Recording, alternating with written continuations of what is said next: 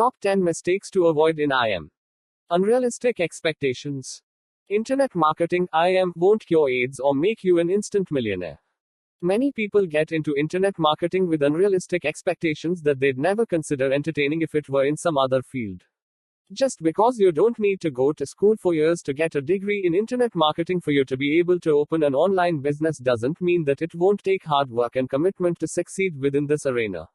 Like other business endeavors, it's going to take money and time to get started, and the results won't be instantaneous. Let's take a look at some of the misconceptions that people have about internet marketing and place them in a more realistic context. Some of these unrealistic expectations include the following. Little to no work involved. This may come about from the idea that there is little physical labor or that you are working in a virtual environment using the power of the internet. However, as any business owner will tell you, running your own business always takes a lot of work to start and much more work to maintain. If you are getting into IM to make money, consider it a full-time job to start. It's easy money. Making money on the internet is easier than doing manual labor. However, the number of hours you have to devote to learn the ins and outs is not limited to a 40-hour work week. Can you make easy money? Yes, but often this takes years of steady progress before you realize that dream. Anyone can do it, anyone can hop online and build a blog, but it's not as simple as writing and attracting an audience. You will want to take the role of learner in this endeavor and seek to upgrade your skills and knowledge to exploit the power of the internet. It's not a birthright that everyone has just waiting to be put to use. You have to make a conscious decision to work at it and to keep learning. You can make tons of money in one shot. It may come as a surprise to many people that tons of money actually comes from a number of diverse online ventures. You probably won't make tons of money on just one blog, although that does occasionally happen. Instead, if you concentrate on building multiple income streams from a variety of websites, products, and services, you'll have a much better chance of striking it rich later on. Not enough research before starting. If people fall prey to any of the unrealistic expectations we've discussed, the outcome is that they don't spend enough time researching and planning their online activities to make them a success. Instead, they'll think it's just a matter of slapping a website up and putting a shopping cart on it to get orders. That couldn't be the furthest thing from the truth.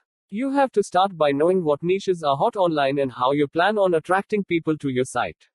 Even if you manage to get a huge traffic stream, do you know enough to convert those visitors into leads or customers? This is where people fail miserably when they could have improved the chances of success simply by taking some extra time upfront to research and learn how to implement a successful online business. What is your hot niche? Typically, people can get carried away with a specific, personal passion that they instantly focus all their energies on marketing it, thinking that customers will be equally enthralled with this topic. That's a poor way to establish a business online, especially with so much information online about what people are actually buying, searching for, or talking about. Why not market something that everyone already has an interest in and that don't need to be convinced to buy? One thing to remember when working out what niche you want to target is that they can be dependent on world events. Right now, the recession has made some niches more important than others. Finance is always a hot niche, but the influence of the recession means that there is less interest in the stock market and housing and more interest in debt management and consolidation. Or, you might find a sub-niche like gold mining stocks, which weren't very popular before the recession, but that now have numerous investors flocking to them. Research using online tools. Use online tools like Google Keyword Analyzer to find out what keywords, and thus niches, are being searched currently. Go to places like Digg.com or Technorati.com to find out what topic is tops on everyone's mind right now.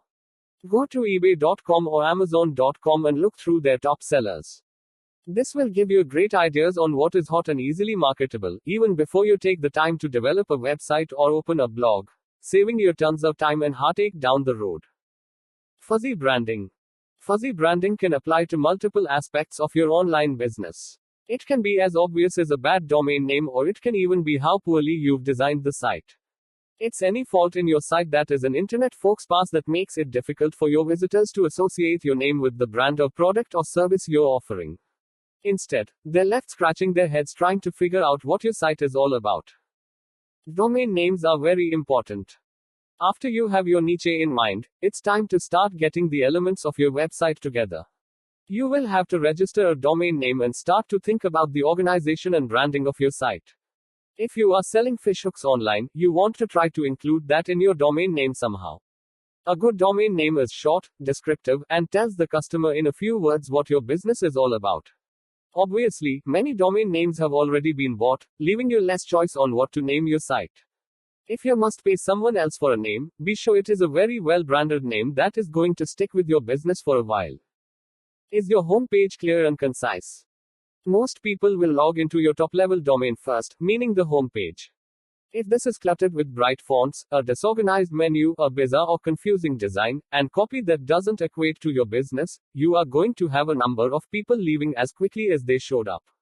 The idea is to get people interested in your site enough to browse it some more.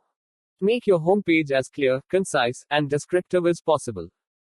The look and feel of the website should also reflect the brand or image you are trying to associate with your business. An office supply website will look more professional, with muted colors in blue, gray, or black, and be highly organized. A website for web scooters might try to attract a younger, funnier crowd by providing colorful snapshots of scooters and a fun domain name. Pay attention to content.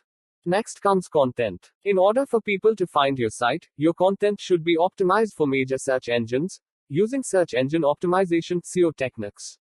It should also be written with an eye for headlines, white space, lists, and other sales copy techniques that make it easy for someone visiting to briefly scan your copy and to pick up the most salient points about your products and services. Poor traffic streams. The site is now up and you've done your research to optimize it for success, but you've noticed that it isn't getting enough traffic. Why is that? Many internet marketers think that putting up a fantastic website is all that you have to do to attract traffic. There are millions of people on the internet, so it seems a fair assessment that getting 1,000 eyeballs a month is not a big deal. Actually, the most successful internet marketers adopt promotional strategies to maximize their traffic streams and to make their websites a success. The main way to increase traffic is to find sites that already have a large audience and to siphon off some of those people back to your site. There may be rules about what types of links you can post and how to do this, but it's basically the same process. Some strategies to increase traffic. Here are a few such strategies.